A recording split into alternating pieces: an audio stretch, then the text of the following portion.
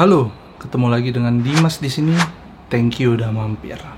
Nah, hari ini gue akan bahas satu problematika yang mungkin termasuk cukup sering ditanyakan juga ke gue oleh orang-orang yang mungkin DM atau mungkin kita lagi discuss terkait dunia profesional, yaitu kapan sih sebenarnya kita sudah mulai boleh mikir untuk resign dan cari kantor lain. Ini adalah sebuah pemikiran yang wajar banget.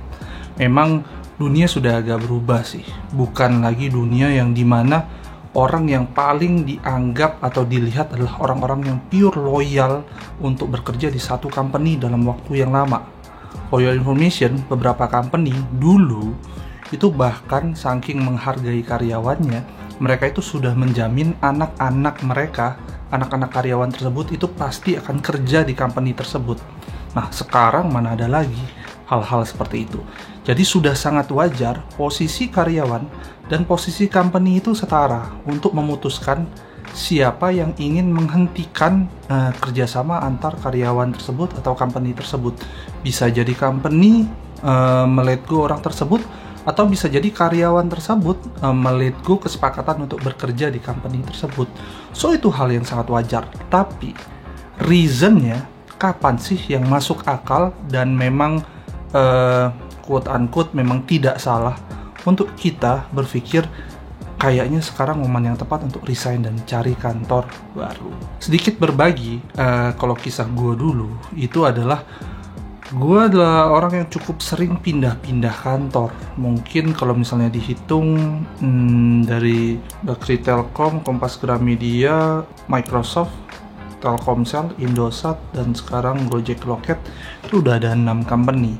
Tapi kalau gue punya satu rules tersendiri. Gue itu pindah ketika memang gue ngerasa justru sudah menang di company tersebut. Baru gue akan pindah. Ketika belum, gue nggak akan pindah. Nah, tapi itu rules gue. Tapi kalau kita buka secara general, apa sih reason-reason yang masuk akal untuk berpikir resign atau pindah kantor? Nah, gue akan bahas satu persatu. Oke, yang pertama, kamu setiap hari lebih banyak cemasnya dalam konteks pekerjaan daripada kamu happy-nya. Nah, karena pada dasarnya bayangin, yang namanya kehidupan kita di kantor, itu kalau dihitung-hitung bahkan bisa jadi lebih banyak ketimbang kehidupan kita di rumah. Kalau dari secara psikologis kamu, itu kamu lebih banyak tidak nyaman, cemas, mungkin oleh karena banyak hal, itu benar-benar tidak worth it untuk kamu tukarkan dengan keharusan kamu sebenarnya untuk lebih ceria atau lebih menikmati kehidupan kamu. Sehingga kalau ini konsisten terjadi dan kamu coba gali, bahkan kamu sendiri tidak bisa mencari jawabannya, sah-sah aja kok untuk kamu pada akhirnya memutuskan untuk pindah mencari rumah baru terkait konteks pekerjaan ini. Nomor 2, yaitu kamu merasa karir kamu tidak berarah sama sekali. Nah, mungkin kamu adalah orang yang high performance, atau mungkin kamu memang punya banyak sumbangsi ke kantor. Tapi ketika dalam waktu yang cukup lama, kamu merasa bahwa tidak ada arah sama sekali karir kamu untuk kelanjutannya seperti apa. Kamu sudah coba konsultasikan dengan bos, kamu sudah coba konsultasikan dengan HR, dan itu tetap tidak memberikan jawaban ke kamu. Ini adalah momentum yang pas untuk kamu berpikir bisa jadi karir path kamu itu akan justru terbentuk di perusahaan lain. Sehingga ini bisa jadi alasan. Tapi tolong make sure pernyataan saya sebelumnya bahwa kamu sudah harus konsultasi dengan bos kamu di kantor dan HR.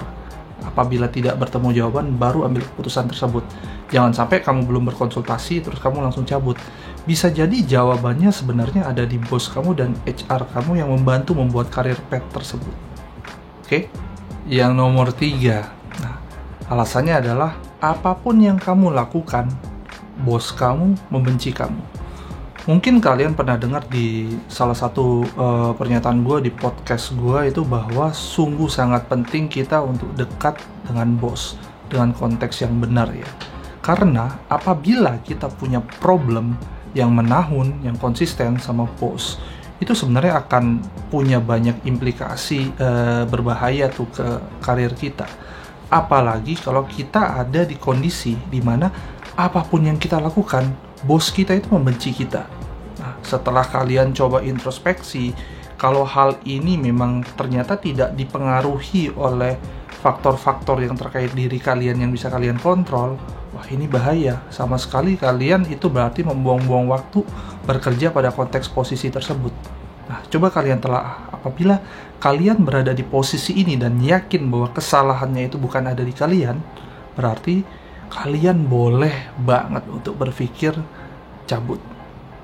Yang keempat, nah ini bisa jadi salah satu alasan yang sering banget gua juga coba pakai. Itu adalah ketika kita merasa tidak ada lagi yang bisa kita pelajari dari company tersebut. Cheesy ya, tapi memang ini adalah alasan yang betul-betul tepat.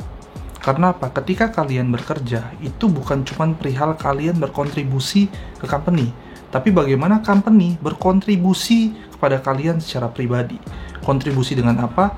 Ilmu apa yang bisa kalian dapatkan dari company tersebut, dari use case company tersebut, dari industri company tersebut. Apabila dari semua hal kalian tidak mendapatkan apapun lagi terkait ilmu, terkait experience, ya ngapain kita lama-lama di sana? Sudah benar-benar pas untuk kalian merasa ini waktunya cabut. Karena pada dasarnya ketika kita berkarir, kita harus cari ilmu sebanyak-banyaknya.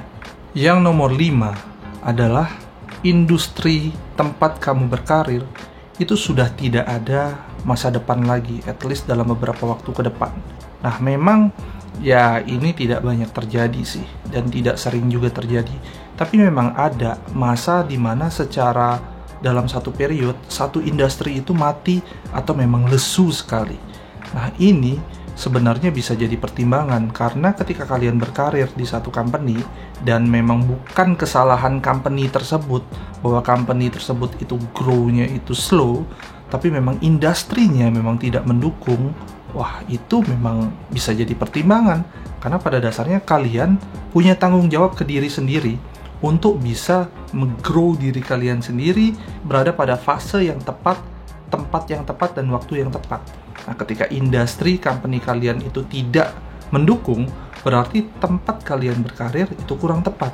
Nah, tapi please make sure, kalau memang periode tersebut pendek, di mana industri kalian itu tidak perform, ya please kalian menunggu dulu. Kalian baiknya jadi salah satu fondasi company untuk bisa tetap bertahan.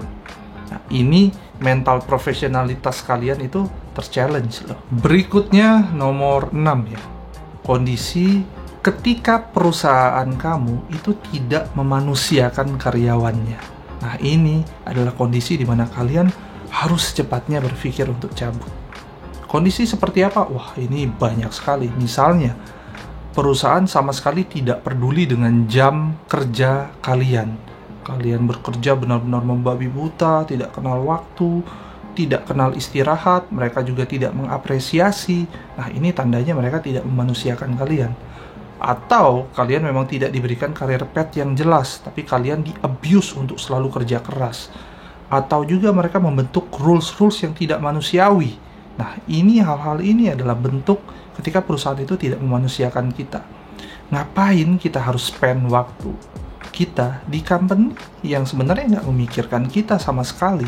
Mereka hanya melihat kita tuh sebagai roda-roda kecil yang menjalankan company mereka tanpa perlu mereka beri minyak pelumas untuk bisa tetap memberikan dorongan yang kuat. Oke?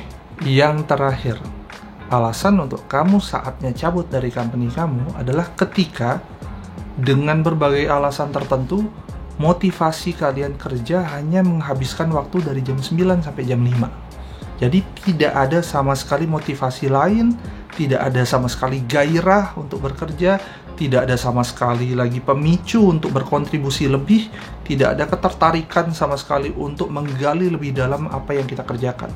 Wah, 9 to 5 mental ini emang bahaya sih. Kalau sampai kalian memang datang jam 9, let's say, ini kan biasanya jam mulai kantor gitu, kalian kerja secara flat, tidak ada gairah sama sekali, kalian melakukan semua tugas kalian, jam 5 kalian pulang, kalian tidak ada sama sekali ketertarikan untuk quote-unquote mencari hal-hal menarik lagi di company kalian, dan ini berjalan sangat konsisten, kalian berarti lagi buang-buang waktu banget sih itu. Nah, hal-hal tersebut, kalau memang kalian sendiri tidak bisa temukan solusinya, berarti solusi satu-satunya, ya kita cabut, pindah kantor, oke? Beberapa poin-poin tersebut sudah gua sampaikan, dan saatnya coba kalian berpikir, kalian ada atau tidak di posisi salah satu poin-poin tersebut. Apabila bahkan kalian kalian berada di beberapa poin di mana saya ceritakan sebelumnya, itu lebih bahaya lagi. Sudah saatnya berarti kalian mempertimbangkan untuk pindah dari kantor kalian saat ini. Itu saja hal-hal yang bisa gue ceritakan dan gue share di video kali ini. Semoga ini berguna buat kalian dan berguna juga buat gue, karena gue juga akhirnya belajar banyak ketika gue menceritakan semua ini. Dan sampai ketemu di video-video berikutnya. Jangan lupa like atau dislike, subscribe kalau ini berguna buat kalian, dan share video-video ini ke teman-teman kalian yang kalian anggap butuh tahu informasi tersebut. Thank you, bye.